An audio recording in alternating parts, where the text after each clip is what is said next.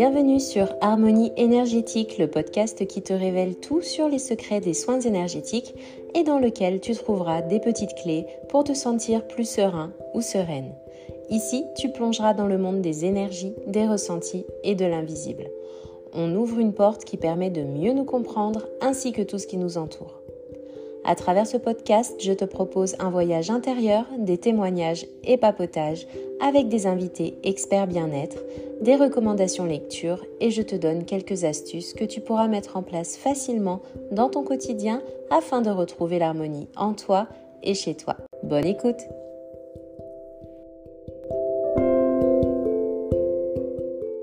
Je m'appelle Anastasia, je suis praticienne en soins de l'habitat et des personnes par la radiesthésie. Je vous souhaite une bonne écoute. Avant de vous expliquer comment on procède afin d'effectuer le nettoyage énergétique d'un lieu ou d'un habitat, il est important de savoir vers qui se tourner pour effectuer ce genre de travail. Il y a énormément d'informations qui nous arrivent de tous les côtés, que ce soit sur Internet, les réseaux sociaux, dans les livres, et ça nous donne souvent l'impression qu'on peut tout faire par nous-mêmes, sauf que dans certains cas, il est quand même important de savoir identifier la cause des troubles ou des nuisances qui se trouvent chez nous. Donc pour vous donner un exemple, c'est pas toujours en utilisant un bâton de sauge ou de l'encens pour purifier notre maison qu'on va pouvoir régler le problème sur le long terme.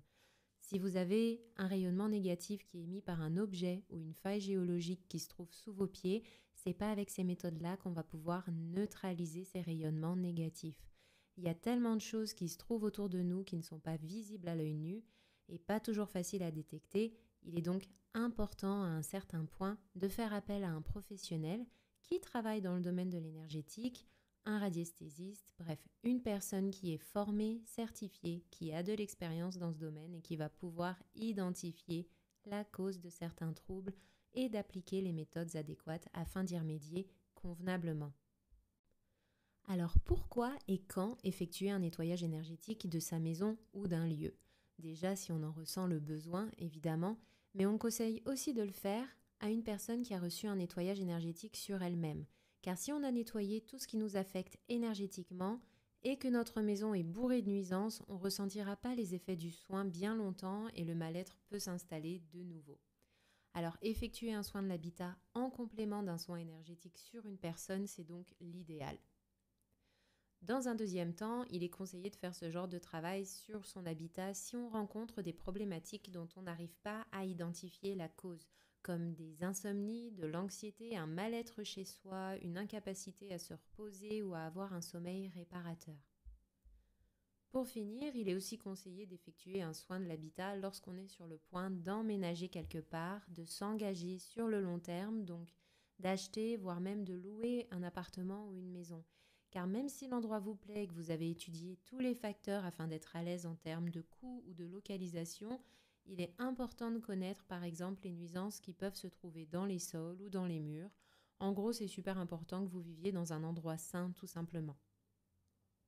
Donc supposons que vous faites appel à un radiesthésiste, il va procéder d'une certaine manière. Il peut dans un premier temps effectuer des nettoyages énergétiques sur votre maison en présentiel, c'est-à-dire qu'il va venir sur place. Il peut également le faire à distance. Donc pour effectuer le nettoyage énergétique, le ou la radiesthésiste va chercher toutes les nuisances qui se trouvent chez vous. Donc il s'agit dans un premier temps de les localiser et de les identifier. Ces nuisances, elles peuvent apporter des déséquilibres sur les habitants qui peuvent aller jusqu'à affecter leur sommeil et même développer des pathologies. Il y a certaines personnes qui sont toujours malades, qui ne comprennent pas pourquoi et parfois, même les médecins ont du mal à l'expliquer. Dans ce cas, il serait peut-être intéressant de chercher si ça ne proviendrait pas de notre environnement proche, à commencer par nos maisons. Donc, afin d'expliquer au mieux le type de nuisance que l'on recherche en tant que radiesthésiste dans un logement, j'ai regroupé chacune d'entre elles en 3 parties principales.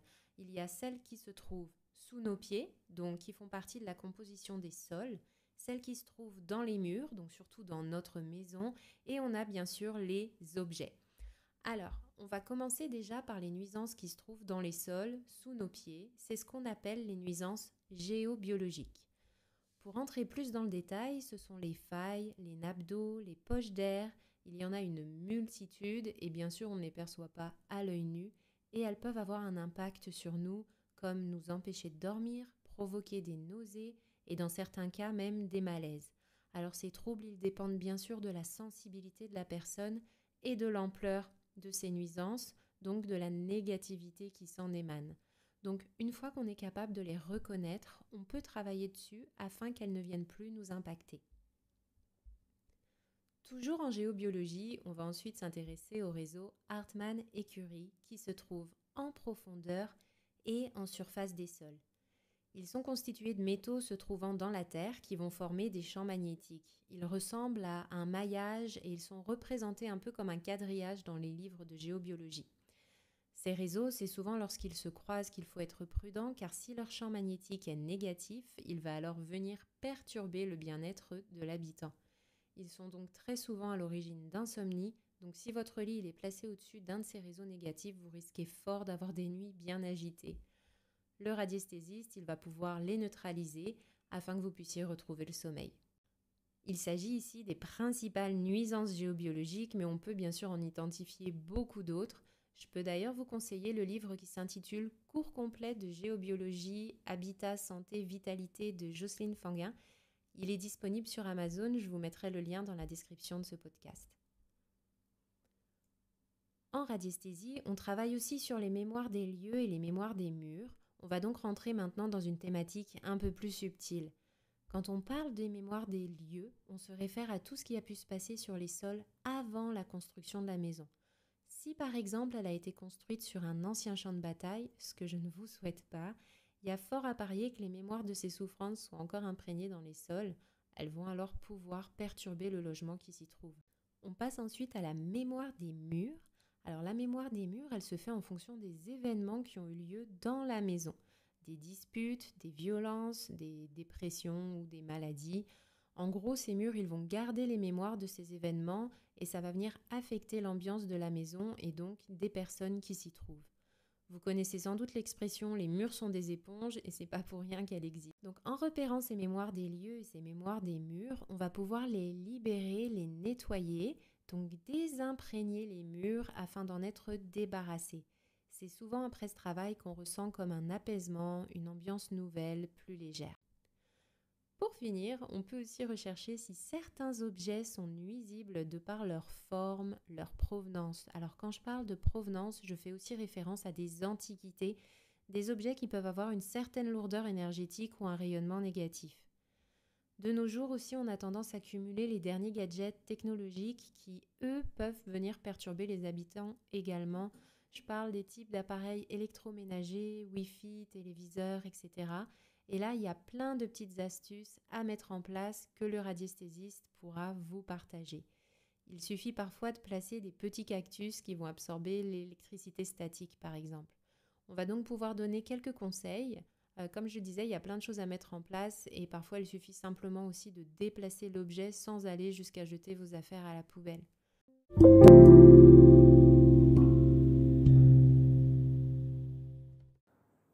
Lorsqu'on effectue un bilan ou un état des lieux en radiesthésie, l'impact de la mémoire sur un lieu qui comprend murs, objets, sol, s'évalue en moyenne entre 20% et 60% des ressentis observés sur celui-ci. C'est pour cela que le nettoyage énergétique de ces mémoires est l'une des actions principales du géobiologue ou du radiesthésiste. On va donc se porter sur les mémoires des sols, car en géobiologie, on considère que les sols peuvent être porteurs de mémoire des événements anciens qui se sont passés sur le site. Conflits, lieux de torture, guerres, bref, toutes sortes d'événements douloureux vécus par un groupe de personnes plus ou moins importants. C'est la nature des émotions vécues qui sera alors imprégnée dans les sols de cet endroit. Par exemple, un ancien champ de bataille sera porteur de l'agressivité, de la violence et de la souffrance qui se sont exprimées sur ce lieu. Ces batailles vont le marquer et s'exprimer au travers de celui-ci, à travers le temps. On peut parler de répercussions qui s'étalent à des centaines ou des milliers d'années après. Si une maison a été construite à un de ces endroits, elle sera sous l'influence de cette énergie de bataille et l'ambiance de la maison deviendra alors plus agressive, conflictuelle, sans que l'on comprenne vraiment pourquoi. L'Europe est peuplée depuis extrêmement longtemps et elle est marquée par d'innombrables conflits liés à des événements qui sont connus pour certains, mais que la plupart ont également oubliés. Beaucoup de sites sont marqués sans qu'on le sache et seule la mesure du taux vibratoire et du taux de pollution se trouvant dans le sol nous permet de le diagnostiquer. Grâce aux planches de radiesthésie, on peut arriver à dater et à identifier le type d'événement qui a eu lieu. On retrouve également des lieux chargés d'énergie positive, comme les lieux à haut taux vibratoire. Il en existe plusieurs en France et on en retrouve un bon petit nombre dans le massif des Vosges, entre autres, et en Alsace. Beaucoup de randonneurs s'y rendent et effectuent comme un petit pèlerinage régénérateur. Donc là, on a souvent tendance à parler en géobiologie ou en radiesthésie des nuisances qui se trouvent dans les sols, mais on est aussi capable d'évaluer quand un sol est bon pour nous et quand il vibre bien. On passe ensuite à ce qu'on appelle les mémoires des murs. Alors, il s'agit de l'énergie qui est déposée de façon inconsciente par les habitants d'un lieu. Cela correspond principalement aux émotions vécues qui ont marqué la maison. Donc plus les émotions seront denses, intenses, lourdes, plus la mémoire des murs sera chargée. Cette notion importante en géobiologie correspond également à la notion de trace des précédents occupants que l'on retrouve dans le référentiel Feng Shui. On a tendance à croire qu'une maison ancienne aura plus de chances de présenter une mémoire chargée, mais ce n'est pas toujours le cas. Une maison où il y a eu un climat serein, aimant, bienveillant sera moins chargée qu'une maison neuve où pendant la construction, des conflits ont pu éclater sur le chantier entre les ouvriers, les constructeurs, le client, etc. On observe souvent d'ailleurs dans un quartier une maison qui change de propriétaire régulièrement à cause de divorce. Cela peut être la mémoire des murs qui en est à l'origine.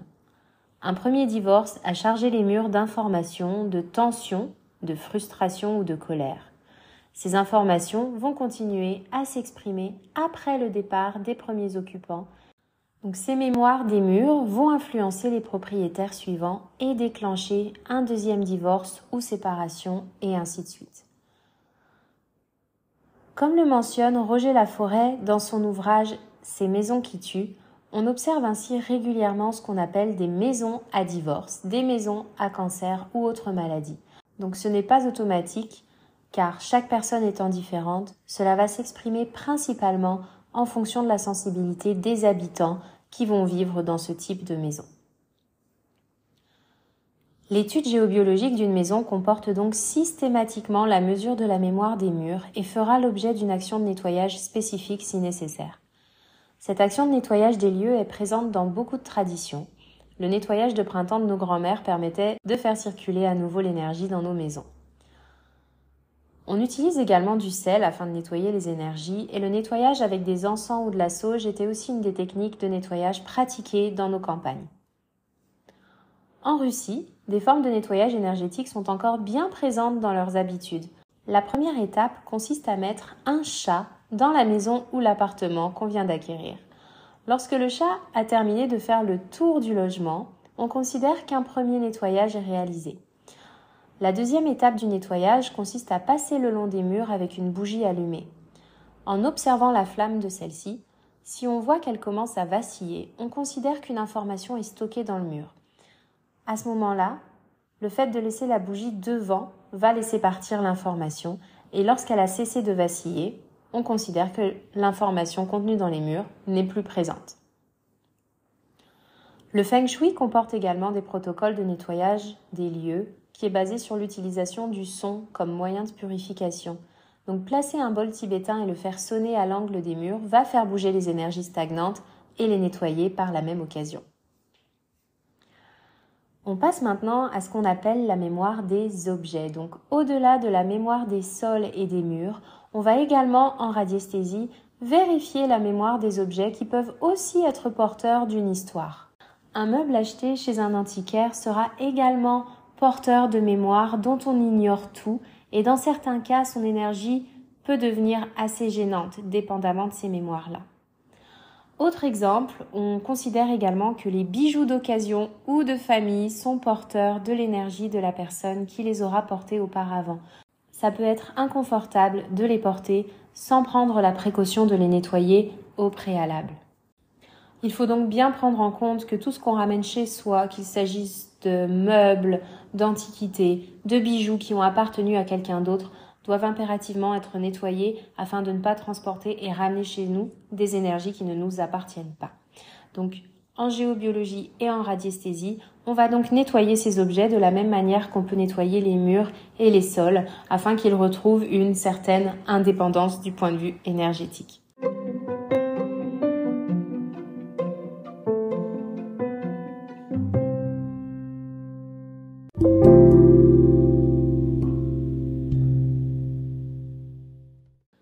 Au-delà de la fatigue quotidienne de notre vie actuelle, travail, transport, enfants, imprévus, connaissiez-vous les sources de perturbations présentes dans votre logement ? Celles qui font que vous n'êtes tout simplement pas dans votre assiette et qui peuvent provoquer parfois jusqu'à certains déséquilibres sur le plan émotionnel, voire même physique. Le plus gros problème, en fait, c'est pas quand ça ne va pas, mais c'est surtout quand on est incapable de comprendre pourquoi ça ne va pas. Quelles sont les sources, les causes, les origines de mon mal-être ? Les visites chez le médecin n'aident que temporairement, les médicaments aussi. Vous avez un mode de vie sain, des problèmes de la vie comme tout le monde, certes, mais voilà, il y a toujours une tuile. Eh bien, peut-être que cet épisode pourra vous donner certaines clés. Le but ici étant de vous aider à comprendre ce que certaines nuisances peuvent provoquer sur votre corps, mais aussi à bien trier tous les facteurs afin de déterminer si un nettoyage énergétique dans votre logement peut s'avérer nécessaire. En géobiologie, on s'intéresse à 3 types de perturbations naturelles. Il y a les passages d'eau, les failles et les réseaux énergétiques. Il faut savoir que toutes les habitations comportent certaines nuisances, voire perturbations, plus ou moins importantes.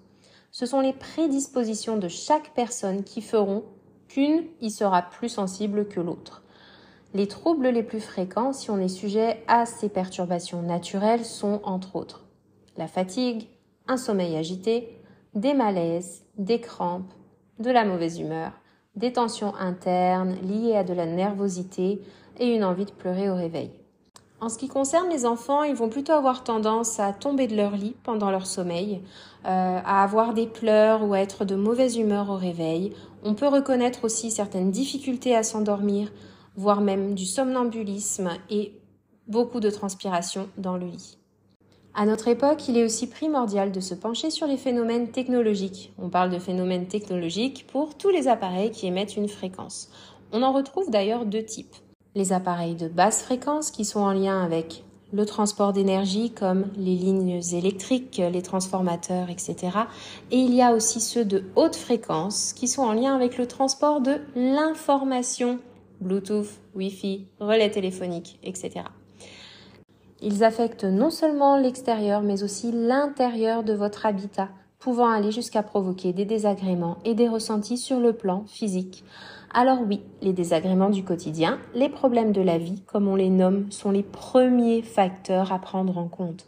Mais que faire si aucun de ces aspects ne semble être à l'origine de tous vos troubles ? La question que vous devez vous poser alors, êtes-vous mieux ailleurs que chez vous ? Lorsque vous avez l'occasion de dormir ailleurs, quand vous partez en vacances ou dormez chez un ami ou un membre de la famille par exemple. Si vous avez des enfants, observez bien leur comportement à l'extérieur de chez vous. Est-ce qu'à ce moment-là, vous dormez mieux ou ils dorment mieux ?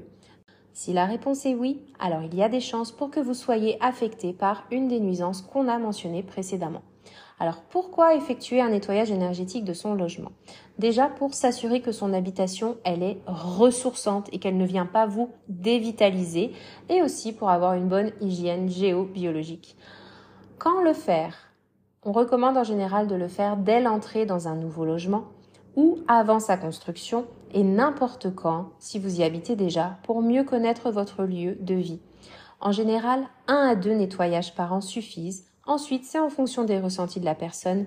Il faudra aussi prendre en compte certains facteurs. Par exemple, si des événements lourds se sont produits entre-temps, il peut être utile de refaire un nettoyage. En prenant conscience du travail effectué, il sera aussi judicieux de garder son lieu de vie propre, rangé et aéré dans la mesure du possible. Si tu souhaites recevoir les offres du moment et avoir plus d'informations sur les nettoyages énergétiques des lieux ou encore les soins énergétiques pour les personnes, tu peux désormais cliquer sur le lien dans la description de cet épisode.